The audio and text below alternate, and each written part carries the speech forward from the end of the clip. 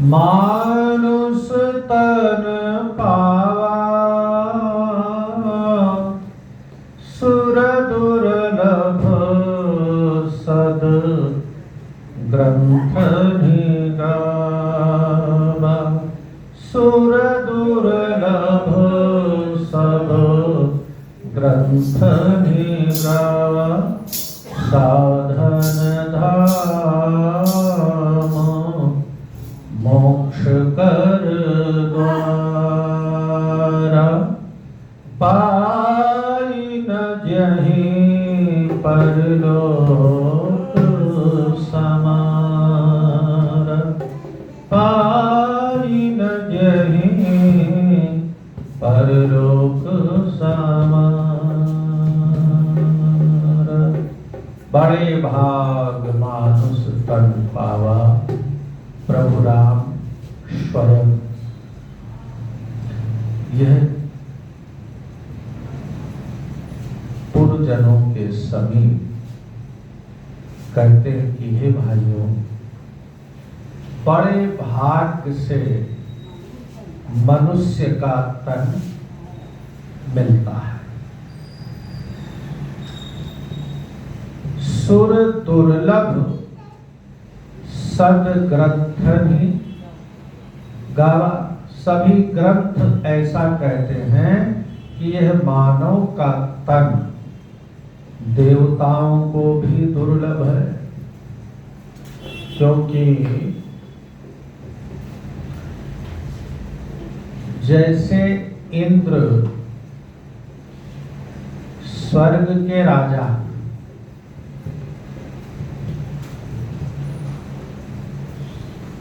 अब हमारे मनुष्य मान से 71 बार चारों युग जब बीत जाते हैं, तब एक इंद्र का कार्यकाल पूर्ण होता है। और मजे की बात, क्षीणे पूर्ण्यम मृत्युलोके विसंति, तो 71 चतुर्युग कितने वर्ष हो गए सोचो। अच्छा, इतना देर इंतजार करते रहे और पूर्ण समाप्त हो गया। पूर्ण जब समाप्त हो गया तो फिर मृत्युलोक में आ गए। अब मृत्युलोक में आ गए तो सोचो कि फिर वो 84 लाख कितनी बार 71 चतुर्युग तक घूमते रहे, तब भी मनुष्य का तन मिलना कोई जरूरी नहीं, कितना दुर्लभ है। तो जब देवता बन जाते हैं तो इस मनुष्यता का परिभाषा उन्हें समझ आती है कि मनुष्य तन में हम थे, इतने अच्छे कर्म किए सात्विक, जिससे हम देवता बन गए। तो बोले मनुष्य तन में तो हम और अच्छा कर सकते थे, भगवान की भक्ति करके, भगवान को जानकर, भगवान को मानकर हम वैकुंठ जा सकते थे, लेकिन चूक गए। तो अगर दोबारा कदाचित मनुष्यता मिल जाए तो ऐसा संभव है। देव योनि में संभव नहीं है कि कुछ करके ऊपर चले जाए ना। देव योनि में जाने के बाद फिर नीचे ही आना। तो सोचो कि मनुष्य का तन, अच्छा एक चीज और, मनुष्य होकर भी हमें मनुष्यता नहीं रहती। मनुष्य होकर भी मानव धर्म का सभी तरह से पालन नहीं कर पाते हम लोग। ये विशेष बात विचारनी है। तो भला सोचो कि जब मनुष्य जन्म में हम मानव धर्म का पालन नहीं कर पा रहे, तो अन्य योनियों में कौन सा ऐसा कर्म कर लेंगे जो मुझे मानवता मिल जाए। कितनी बड़ी बात। मनुष्य होकर भी हम में मानवता नहीं है।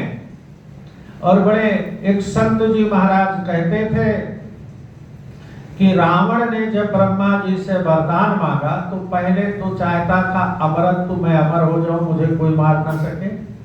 तो ब्रह्मा जी ने कहा भैया ये नियम कानून के खिलाफ है, तो अमरत्व के सिवा और कुछ भी मांग लो, सब मिल जाएगा। तब रावण ने कहा अच्छा ठीक है, हम काहू के मरो न मारे, बानर मनुज जाति दुई बारे। मनुष्य और बंदर को छोड़कर और किसी के मारने से ना मरो। तो किसी ने कहा रावण से क्यों, तुम्हें मनुष्य से डर नहीं लगता?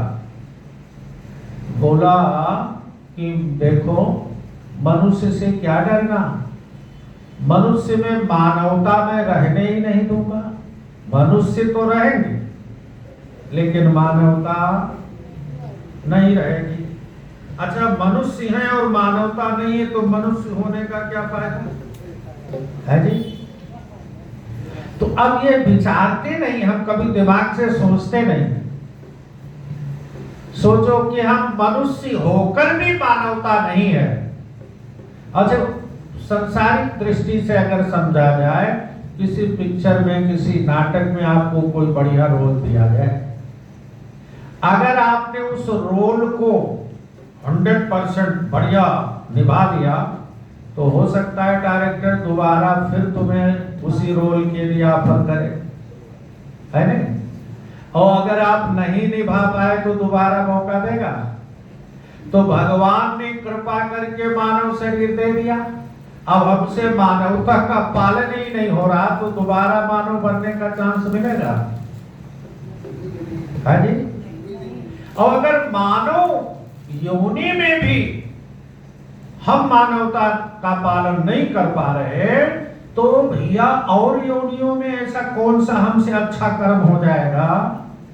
नहीं, पशु पक्षी त्रियक योनियों में ऐसा कौन सा हमसे अच्छा कर्म हो जाएगा जो भगवान हमको मनुष्य बना देंगे, है जी?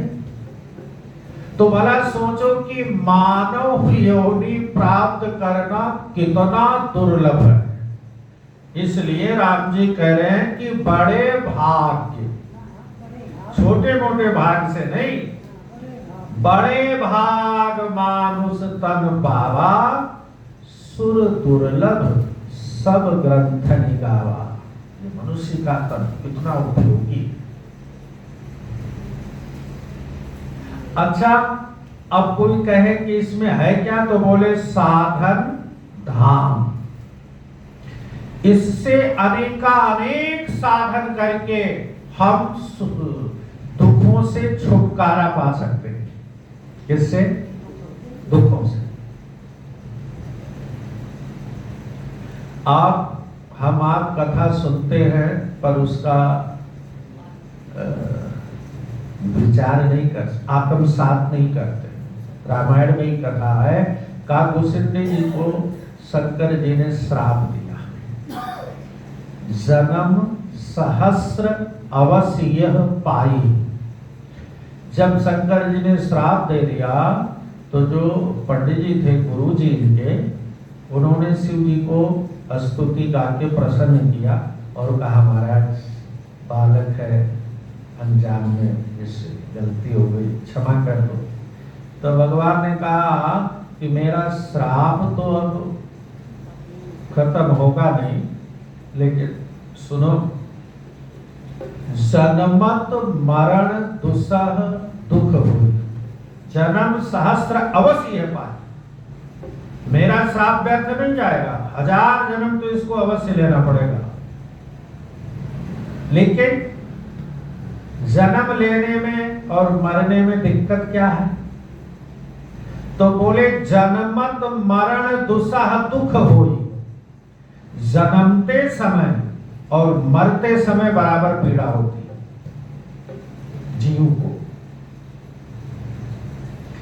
जन्मते समय किसी भी योनि में जन्म ले रहे हैं तो कहते हैं किसी को 1000 कोड़ा मारा जाए,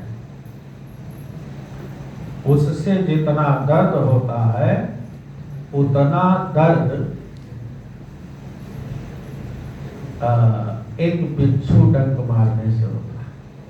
और जिसको 1000 बिच्छू काट लें तब कितना दर्द होगा? उतना दर्द जन्मते समय होता है योनि से बाहर आने में, और उतना ही दर्द जीव को मरते समय, शरीर को जब प्राण छोड़ता है तब होता है। सोचो कितना दुख होता है। तो ये दुख कब मिटेगा? सबसे बड़ा दुख यही है, सबसे बड़ा दुख यही है। क्या? जन्मना और पुनरपि जननम पुनरपि मरणम पुनरपि जननी जठरे चा, बार बार जन्म, बार बार मरण, बार बार गर्भ में उल्टा लटकना। इसीलिए कहते हैं कबीरा दिन याद कर, तले ऊपर नीचे शीस, मृत मंडल में आई के बिसर गया जगदीश। हर जीव गर्भ में जानते हो कैसे रहता है? सिर नीचे और पैर ऊपर। बच्चे पैदा होते हैं तो पहले सिर ही बाहर आता है, क्यों? अच्छा, अगर किसी का पैर बाहर आ जाए तो कहते हो बच्चा उल्टा पैदा हुआ है, ये ठीक नहीं है, अशुभ होगा। डॉक्टर होता है जी, वो डॉक्टर हो जाता है, हाँ तो उल्टा पैदा है, हाँ काम हुआ था तो हाँ, सही बात। तो कहने का भाव कि गर्भ अवस्था में हर जीव उल्टा लटके रहते हैं। कैसे? पैर ऊपर और सिर, तो दुख है कि नहीं है जी? उल्टा। और जब उल्टा लटके रहते हैं तब उनको याद आता है कि मैं कौन हूँ, कहाँ जा रहा हूँ, कहाँ से आया हूँ। तब वो गर्भ में भगवान से वादा करते हैं, प्रभु इस बार बाहर जाने दो, मैं आपके भजन के सिवा और कुछ करूँगा ही नहीं, ताकि मुझे फिर ऐसे उल्टा लटकना। लेकिन मृत मंडल में आई के बिसर गया जगदीश। लेकिन जैसे ही इस मृत्यु लोक में बाहर आ गए तो सबसे पहले किसको भुलाया? जिससे वादा करके आए थे उसी को। और सब याद रहेगा। और संसार की प्रत्येक काम, प्रत्येक वस्तुएं, प्रत्येक वादे सब याद रहेगा संसारियों से, लेकिन भूलेगा तो सिर्फ भगवान का नाम। इसलिए तो मानव तन ही एक ऐसा तन है जिससे अनेक साधन करके इस जन्म मरण के दुख को हमेशा के लिए मिटाया जा सकता है। आप व्रत करके, पूजा करके, पाठ करके, यज्ञ करके, दान करके, तीर्थ स्नान करके, है ये सब कुछ नहीं होता। आप कुछ नहीं कर पाते, भगवान की कथा सुनकर ये भी नहीं हो पाता। तो जहां भी आप हैं, जैसे भी आप हैं, राम राम करके, एक साधन नहीं अनेकों साधन करके इस बार बार जन्म मरण के दुख से छुटकारा पाया जा सकता है। इसलिए मानव शरीर को राम जी ने क्या बताया? साधन धाम। और दूसरा मोक्ष कर द्वारा। ये मानव शरीर बिल्कुल मोक्ष के दरवाजे पर खड़े हो गए। लेकिन गजब की बात यह है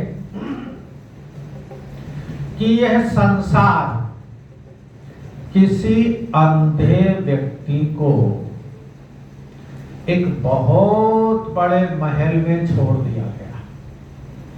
उस महल में दरवाजा एक ही है। कितना? एक दरवाजा। अच्छा, महल में अब वो अंधा व्यक्ति महल में दरवाजा ढूंढेगा तो कैसे ढूंढेगा जानते हो? है जी?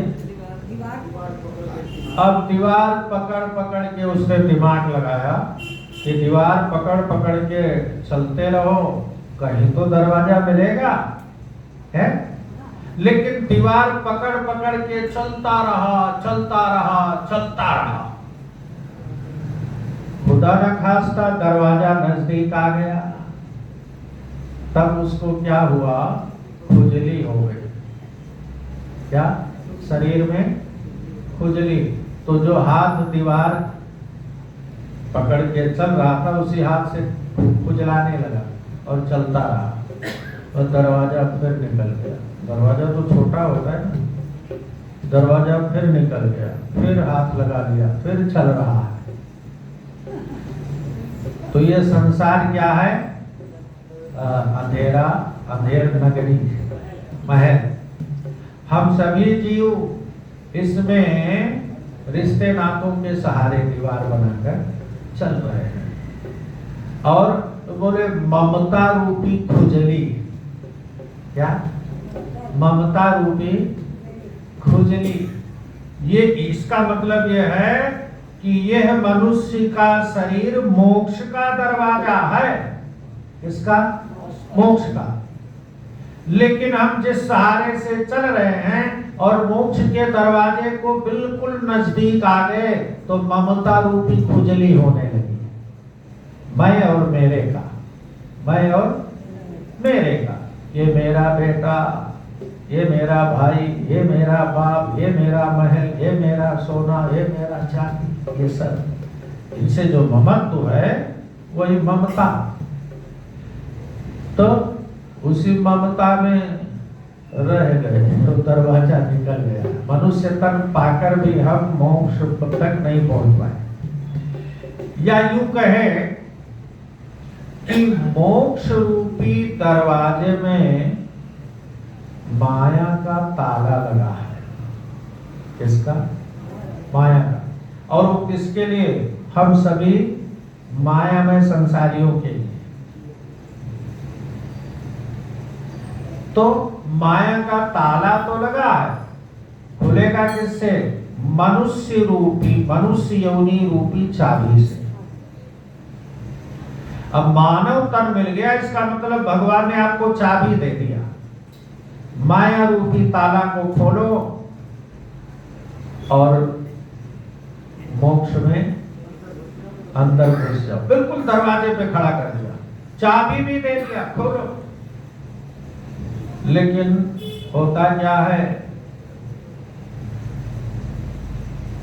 हमारे महाराज जी एक बड़ा सुंदर भाव गाते थे, ये दुनिया है सपना कोई न अपना, कर ले सहारा बंदे हरि सुमिरन का, कर ले सहारा बंदे हरि सुमिरन का। दुनिया है सपना कोई ना। अच्छा बताओ, कोई अपना है?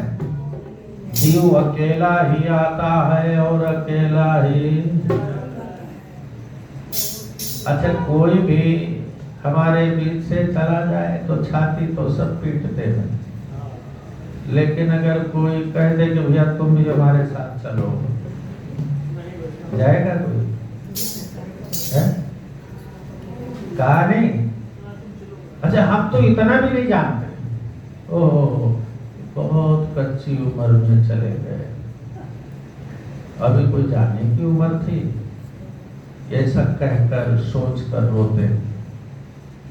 लेकिन क्या जाने वाले के लिए रोते हैं लोग? है जी? बिल्कुल भी नहीं। अपने पराये रोते हैं दिखलाने के लिए। लोग क्या कहेंगे, इसका बाप चला गया, इसके आंखों में आंसू भी नहीं, कैसा करेंगी बेटा है? अपने पराये रोते हैं दिखलाने के लिए, कुछ तो समय निकाल है बोल, कोई अपना नहीं। यही शक्ति, आता भी अकेला है और जाता भी। जिंदगी में हजारों का मेला जुड़ा, हंस जब भी उड़ा तो ना वो राजा रहे ना वो रानी रही, बस तू हर एक यहाँ आनी जानी, ना जवानी रहा। अच्छा, हम लोग जवान बनते बनते अभी हम जवान है, अभी हम जवान है। किसी से पूछो जन्म की तारीख याद, शादी की तारीख याद, सारी तारीखें याद। अच्छा, किसी से पूछो कि आप बूढ़े कब हुए, कौन सी तारीख को है जी? बूढ़े होने की तारीख किसी को याद है? ना जवानी रहा ना बूढ़ापा रहा, कहने सुनने को केवल कहानी, ठाठ सारे पड़े के पड़े रह गए, कोठी बगले खड़े के खड़े, संग भाई न बंधु न चेला चला, हंस जब भी उड़ा तो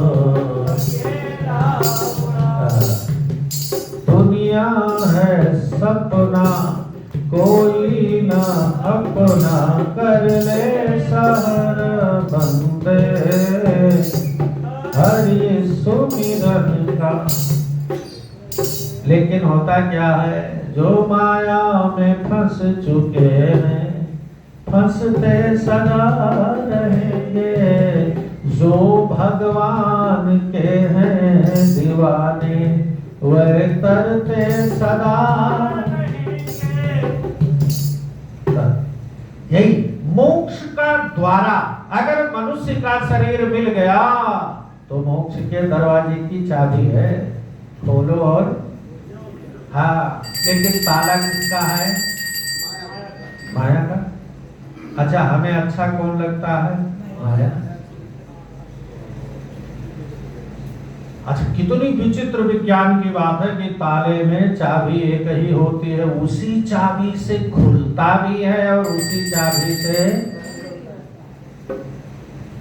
बंद भी होता है।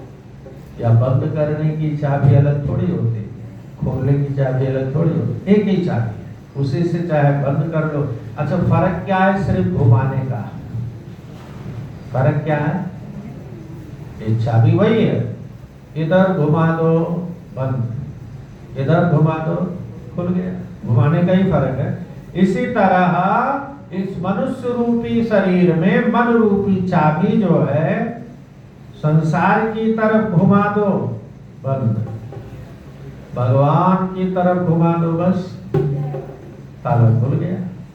तो ये मानव का शरीर भैया साधन धाम मोक्ष कर, तो बोले ऐसे शरीर को पाकर भी जिसने परलोक नहीं सवारा, क्या पाई न जहि परलोक समारा। हम सभी परदेसी हैं। क्या है? परदेसी। क्या करने आए हैं? परदेश क्यों जाया जाता है? जी, परदेश क्यों करने, क्या करने जाते हैं? कमाई करने। तो हम सब लोग परदेसी हैं, कमाई करने आए हैं। क्या कमाई करने आए हैं? नाम धन, प्रभु का नाम धन कमाने आए हैं। लेकिन जो कमाने आए थे वही भूल गए, वही सब परदेसी कमाने आए थे तो कमाकर लेकर जाएंगे, क्या करेंगे? जैसे हम लोग अयोध्या से यहाँ आए क्या करने, कमाने, और पैसा कमा कर क्या करेंगे, अयोध्या में घर बनाएंगे बढ़िया, क्यों है नहीं? तो इसी तरह हम सब परदेसी हैं, कमाने आए हैं, क्या करने, परलोक संवारने। संवारने का मतलब बनाना, संवारने का मतलब, बोले मनुष्य का शरीर पाकर भी जिसने ऊपर के लोग को नहीं बना लिया तो क्या होगा, सो परत्र दुख पावई, वो परलोक में दुख पाएगा। जो गरुड़ पुराण आदि में वर्णन है, गरुड़ पुराण आदि में, भागवत आदि में जो नरकों का वर्णन है ना, वही दुख ये शाश्वत है। सो परत्र दुख पावई, सिर धुनि धुनि पछिताहि। परत्र परलोक, परत्र मीन्स परलोक में दुख पाता है। तो जब दुख पाता है तब सिर पीट पीट कर पछतावा करता है कि अच्छा मनुष्य का शरीर मिला था, उस समय हमें होश नहीं था, है नहीं? तब हमने परलोक बनाए, अब परलोक बनाया नहीं तो भैया दुख तो भोगना पड़ेगा। तब भी देखो कितना चालाक है जीव। स्वयं परत्र दुख पावई, सिर धुनि धुनि पछताए, सिर पीट पीट कर पछतावा करता है कि आया हुआ मौका हाथ से, लेकिन फिर भी कहता है नहीं, काल है, काल, काल में समय, समय ही नहीं मिला, इतने बिजी थे। हम लोग कहते नहीं, अरे भैया घर परिवार व्यापार ये सब भी तो भगवान ने जिम्मेदारी दी है, उसको तो भी ठीक से करना है। ये क्या है, बहाना। तो बोले काल ही, फिर कोई नहीं हमारा कर्म ही खराब था, कर्म ही। फिर ईश्वर है, भगवान ने ऐसा, देखो तीन तरह से कर्म होते हैं, जैसे काल में समय, समय अनुसार समय कई बार बाध्य कर देता है कि यह करना ही पड़ेगा, है नहीं? तो समय भी काल को प्रेरणा देता है कर्म करने के। अच्छा, कर्म ही शुभ अशुभ कर्म ईश्वर है। कुछ लोग कहते हैं, जैसे भागवत में बड़ा सुंदर प्रसंग, परीक्षित ने धर्म रूपी बछड़े के पास गए और पूछा कि तेरे 3 पैर किसने तोड़ दिया? तो बछड़े ने क्या कहा, जानते हो? मैं किसे दोष दूं, मैं किसे दोष दूं? क्यों? कोई कोई कहता है कि भैया समय बड़ा बलवान होता है, समय जब खराब होता है तब आदमी कुछ भी कर ले, कुछ भी हो जाता है। कोई कोई कहता है कि कर्म खराब होता है तब गड़बड़ होता है। कोई कोई कहता है कि सब कुछ भगवान करते हैं, उनके इच्छा के बगैर एक तिनका भी नहीं हिल सकता, है नहीं? कोई कोई कहता है कि ग्रह नक्षत्र खराब है। तो अब मैं किसको दोष दूं कि किसके कारण मेरा, तो हम तो सोचते हैं कि भैया हम ही खराब है नहीं? परीक्षित जी इतने में ही समझ गए कि तुम साधारण व्यक्ति नहीं हो, मैं जानता हूं तुम साक्षात धर्म हो। क्यों? क्योंकि तुमने किसी को दोष नहीं दिया। दोष देना तो जीव का धर्म है, वो अपना दोष लेगा ही नहीं। अच्छा हो गया तो हमने किया, और बुरा हो गया तो एक संत को एक सेठ जी अपने घर ले गए, तो उनको ले गए फुलवाड़ी बगीचा दिखाने, कोठी दिखाया, ये देखो महाराज मैंने बड़ी मेहनत। अच्छा, ये कोठी किसकी? बोली मेरी। और बड़ी मेहनत से महाराज, बहुत मेहनत किया है तब ये बना। अच्छा, और आगे ले गए फुलवाड़ी में, बड़ा सुंदर बाग बगीचा, सब कुछ बैठने उठने का हर तरह। किसने? ये मैंने। चलते गए, अचानक आगे देखा कि एक बछड़ा मरा पड़ा है। कौन? तो अब उसे सेठ ने कुछ नहीं बताया, वहां से आगे निकलने लगे। तो संत ने कहा, अरे सेठ रुको रुको रुको, ये किसने कर दिया यार, इतना सुंदर बछड़ा था, ये कैसे मर गया? अरे भगवान, जिस भगवान की इच्छा के बगैर क्या होता है? इसकी आयु पूर्ण हो गई होगी। अच्छा, हुआ यूं था कि बछड़ा अचानक उनके फुलवारी में आ गया।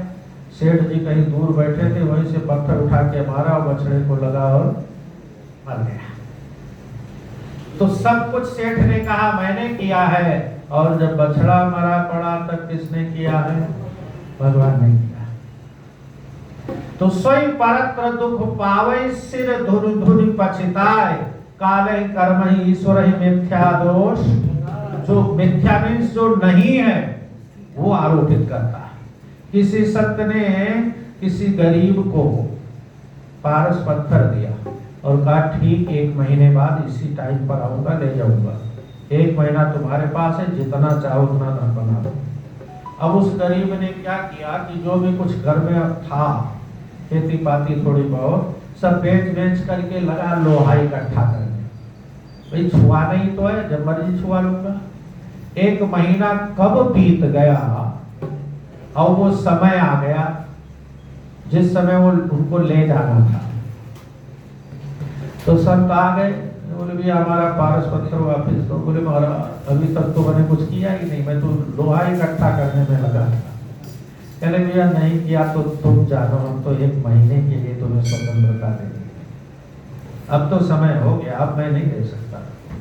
तो ये मानव शरीर आगे आप सुनोगे पारस पत्थर है जो भगवान ने दिया है, लेकिन हम लोग लोहा इकट्ठा कर दो, छुआने को तो कभी नहीं छुआ जाए। इसी में समय निकल जाता है और पारस पत्थर से हाथ में आया हुआ पारस पत्थर सोना नहीं बना पाया। अरे तो सोई परत्र दुख पावे, सिर धुन धुन पछताए, काल ही कर्म ही ईश्वर ही मिथ्या दोष लगाए। मतलब मानव का शरीर पा करके जिसने परलोक नहीं बनाया वो परलोक में जाकर दुख पाता है। तो दुख पाता है तो सिर पीटता है, तो दोष दूसरों को लगाता है, दोष दूसरों को लगाता, दूसरों को, वहां भी अपनी गलती नहीं मानता। यही सबसे बड़ी धूर्तता है।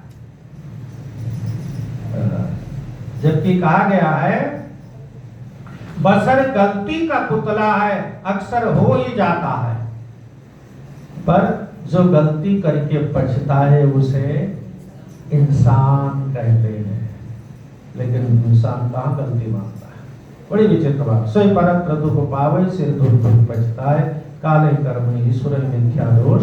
बड़ा पावन चरित्र है, हम इसको क्रमशः समझते रहेंगे। बोलिए राजा रामचंद्र भगवान